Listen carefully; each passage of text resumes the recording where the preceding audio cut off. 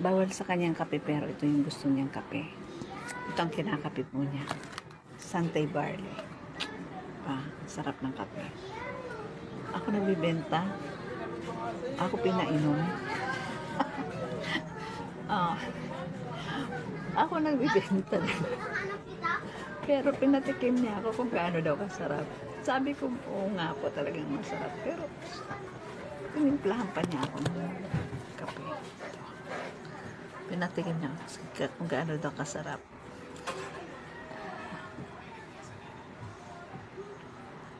Ay, salamat po.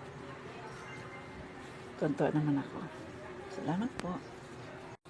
Naiba si Tita Feli. Ang lakas-lakas niyan. Gumaganda lalo. Can you just imagine, ako yung nagbebenta ng kape, pero pinatikim niya sa akin yung kape. Dahil napakasarap daw para makita ko kung gaano kasarap ang iniinom niyang kape. Totoo naman talaga.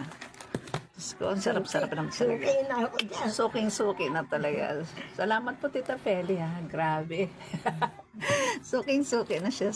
Suki talaga siya. O, diba? Sarap ng totoo siya.